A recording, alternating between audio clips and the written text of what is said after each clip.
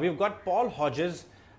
He represents a company which works very closely with global hedge funds and even multinational corporates spread across the world in their investment strategies, including the chemical sector in particular.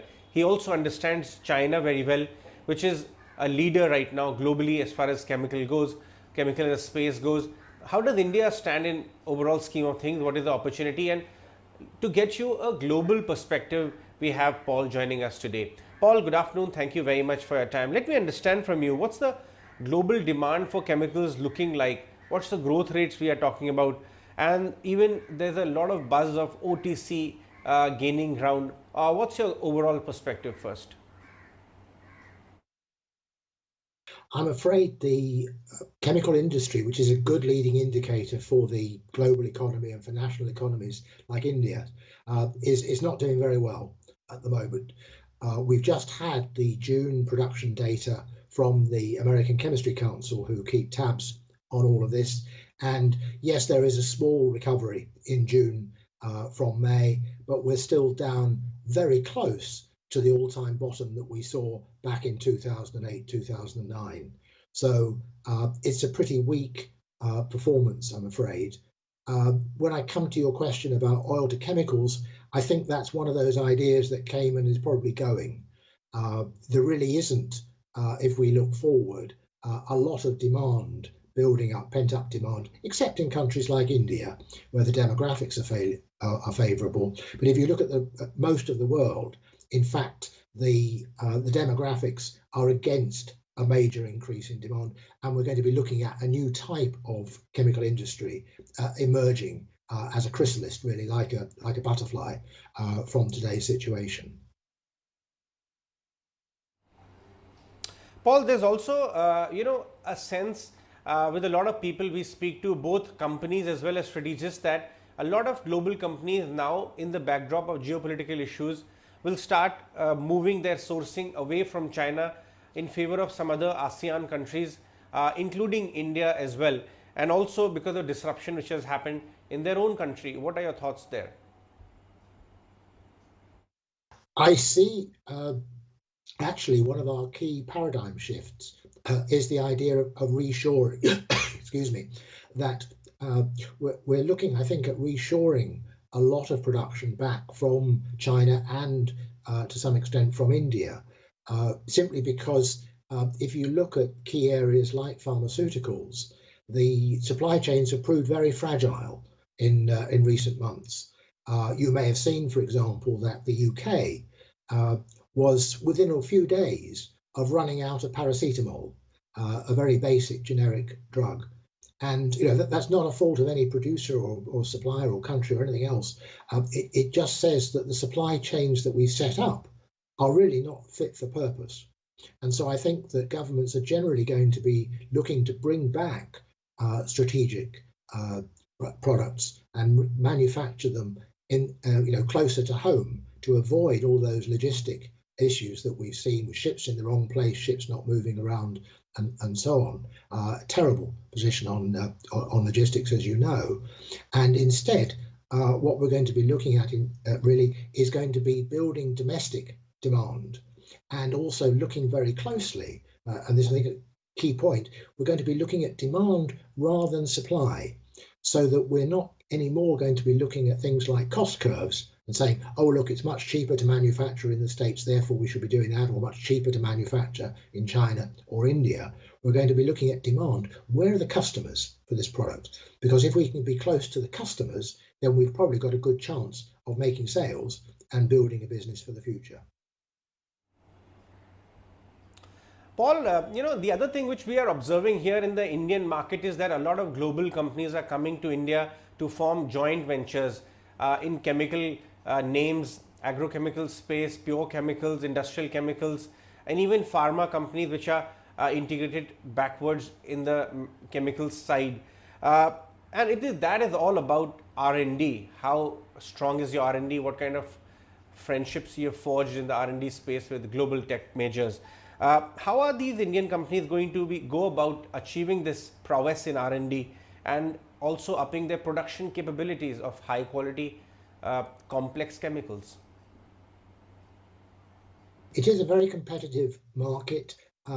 India has some very competitive companies, as you know. I've worked with Indian companies for most of my working life, so I've got a very high respect for the achievements of the Indian chemical industry. I've also worked across Southeast Asia, in Thailand and elsewhere, and of course Northeast Asia as well as other regions in the world. So I would say that India has a very good position.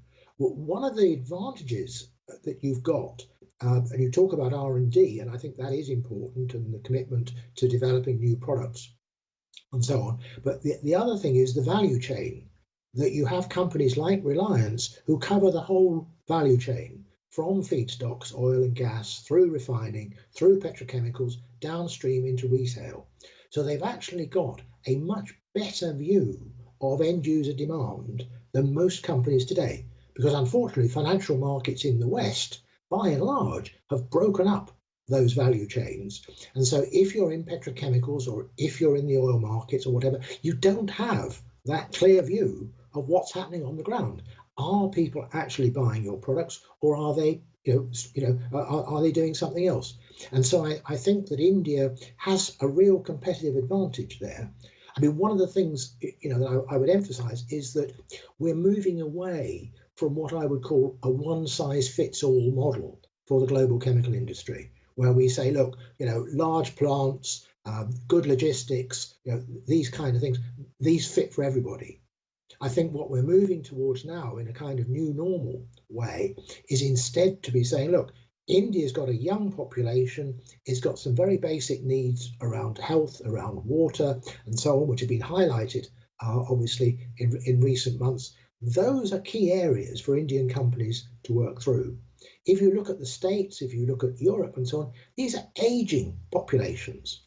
If you look at the population increase in the West over the next 10 years, most of it is going to be in the over 55 generation.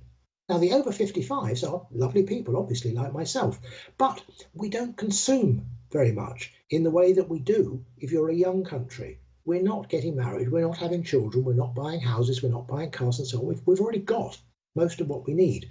So the market in the West is going to diverge from the old model and become much more service orientated, much more solution orientated. Whereas in India, you're at an earlier stage of that model, because you've got such a young population, that you can tackle basic needs and really make a fantastic difference for the next 20 or 30 years. Paul, tell us exactly which are the sectors globally which are driving demand for the various kinds of chemicals in question right now. And unfortunately, there are very few sectors that are shining out today. We are going through tough times, and I fear that we'll continue to go through tough times.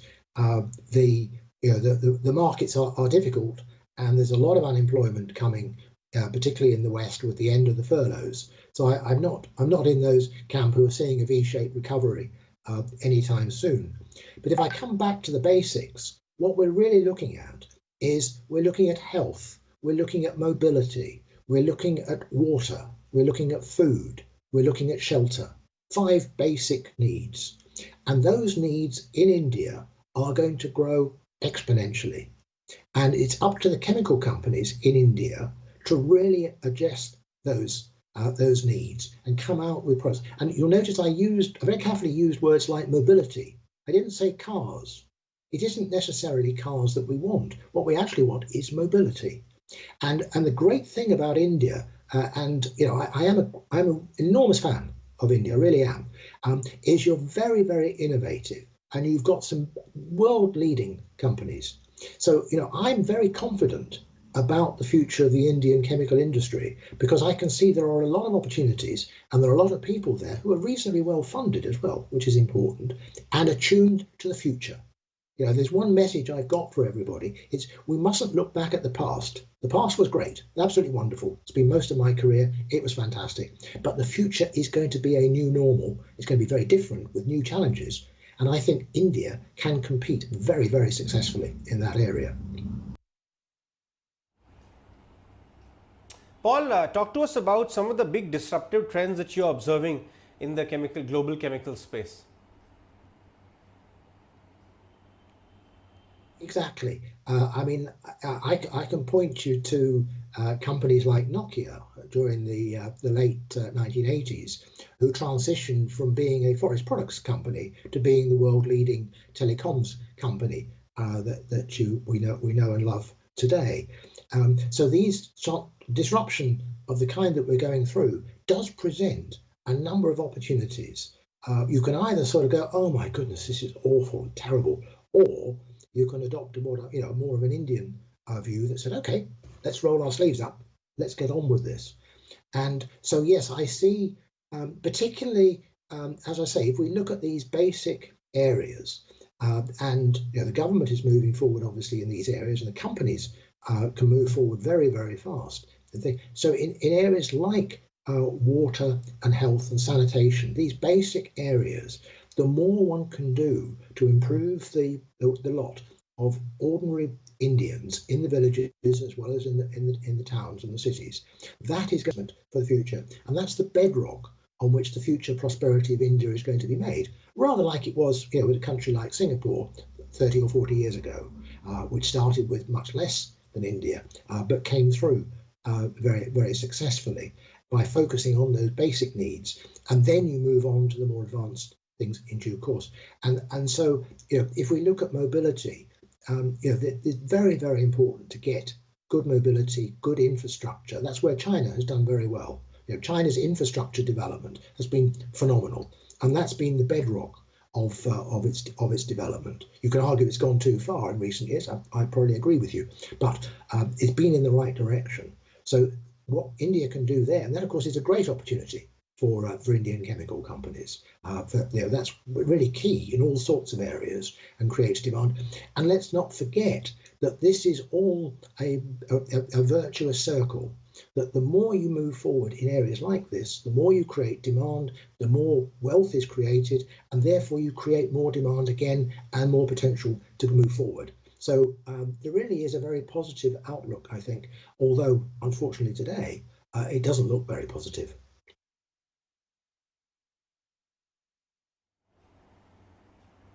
Right. Right. All right, Paul, I'll let you go on that one. Thank you so much for joining us with your insights today.